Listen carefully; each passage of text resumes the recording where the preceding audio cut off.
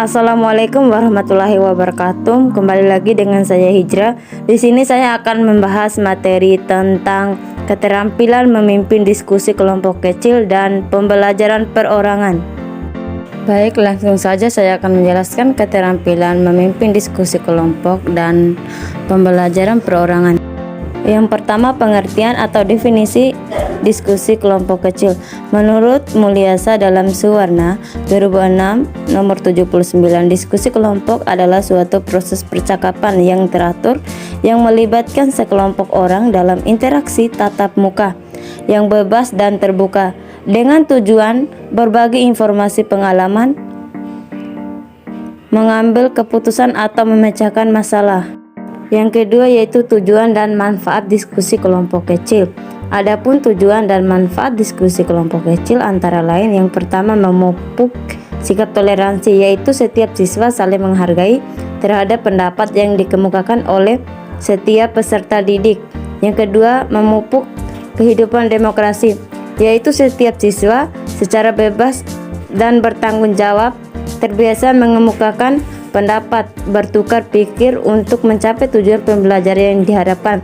Yang ketiga, mendorong pembelajaran secara aktif, yaitu siswa dalam membahas suatu topik pembelajaran tidak selalu menerima dari guru, akan tetapi melalui kerjasama dalam kelompok diskusi siswa belajar mengembangkan kemampuan berpikir.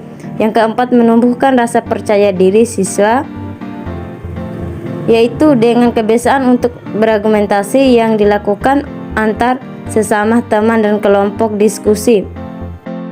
Yang ketiga, tahap-tahap diskusi kelompok kecil. Yang pertama, langkah persiapan.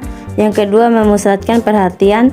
Yang ketiga, memperjelas masalah atau urutan pendapat. Yang keempat, menganalisis pandangan siswa.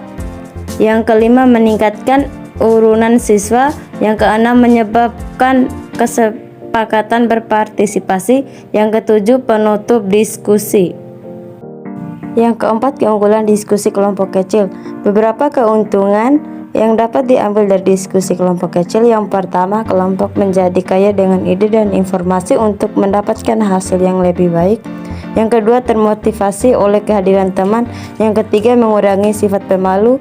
Yang keempat, anak merasa terikat untuk melaksanakan keputusan kelompok. Yang kelima, meningkatkan pemahaman diri anak.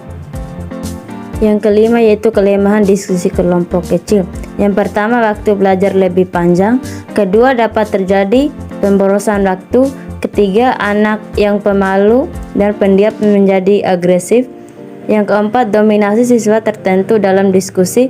Yang kelima, tidak dapat mencapai tujuan pembelajaran ketika siswa kurang siap mengikuti kegiatan pembelajaran. Keenam, keterampilan mengajar kelompok kecil dan perorangan.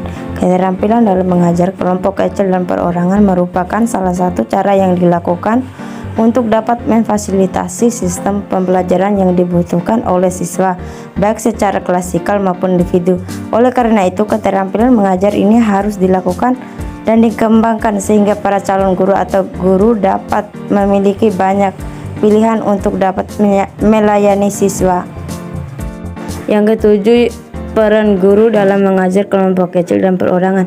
Adapun peran guru dalam mengajar kelompok kecil dan perorangan antara lain, yang pertama sebagai motivator, yang kedua sebagai fasilitator, yang ketiga organisator pembelajaran, keempat multi metode dan media, yang kelima pola interaksi pembelajaran, yang keenam pemanfaatan sumber pembelajaran secara luas dan bervariasi, yang ketujuh mendiagnosa kesulitan belajar siswa. Yang terakhir, karakteristik mengajar kelompok kecil dan perorangan. Yang pertama, terjadinya hubungan yang akrab dan sehat antar personal antara guru dengan siswa, siswa dengan guru, dan siswa dengan siswa. Yang kedua, sifat belajar sesuai dengan kecepatan, cara, kemampuan, dan minatnya sendiri.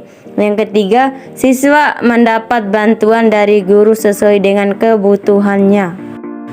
Baik, mungkin itu saja tentang keterampilan memimpin diskusi kelompok kecil dan perorangan. Jangan lupa tekan tombol subscribe, like, dan komen.